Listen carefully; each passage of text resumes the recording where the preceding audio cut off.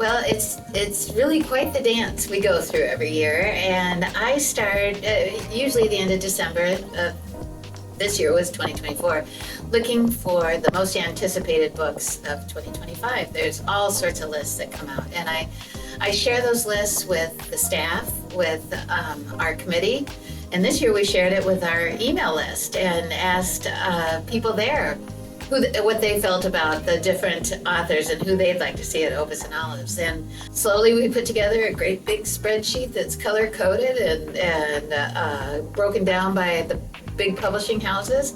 And we start from there and start deciding who's going to be on our list.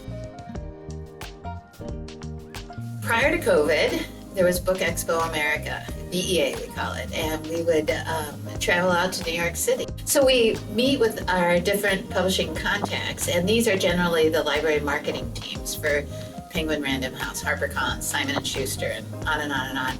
And they would introduce us to authors that were at BEA, or we would get together and meet, and they'd make their suggestions about who's coming out with a book this year and who's fun to host, who puts on a good show, and we start from there.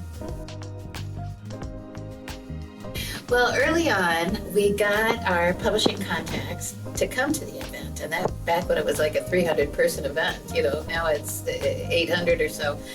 And they saw the event for themselves, and they saw how we took care of the authors. They saw a room filled with 800 people that are book nerds and book lovers, and these authors are celebrities. And we take care of them. We put them up at the St. Paul Hotel. We pay for all their transportation.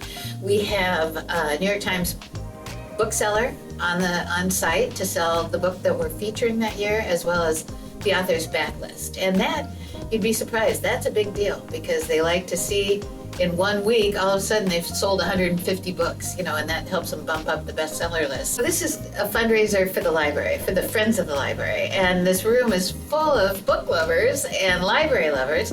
In St. Paul, everybody loves their library. And so it's a good cause. And I think being part of that means a lot. Well, inevitably, and this is where the true dance starts. And we like to get a diverse group of authors. We like, different cultures, different genres. We want fiction, we want nonfiction, we want romance, we want thrillers. And we want, just a diverse group of people. When somebody declines, and that happens all the time, we have to fall back, regroup, decide on who we're going to ask now. And we can't just throw 8 asks out there or 10 asks out there, because you don't know who's going to accept and who's going to decline. So we have to be more strategic about doing our asks. So we fall back, regroup, throw more asks out there, and hope for the best. It is stressful. It's incredibly stressful, and the Friends staff as well as the committee. No, I'll come in all distressed because somebody's turned me down again. But I've been turned down by some of the best authors in the world, and I try to take it in stride, but it doesn't always happen. But then I'll get an acceptance, and that's a game changer. I'm thrilled by, we've never ended up with a lineup of authors that isn't anything less than perfect. Well, as a matter of fact, without naming names, I have 2 confirmed already, and I have 2 asks out right now. And this truly is a personal best for me. I don't know that I've had confirmed authors this early, so I have high hopes for this year. But it's gone into June, it's gone into July. One year we went into August, but I'm hopeful. Tickets go on sale the end of July, and I'm hopeful to have the lineup by then. I plan on having the lineup by then, because we like to make a big bang. We like to put it out in the world that these are the authors, now go buy your tickets.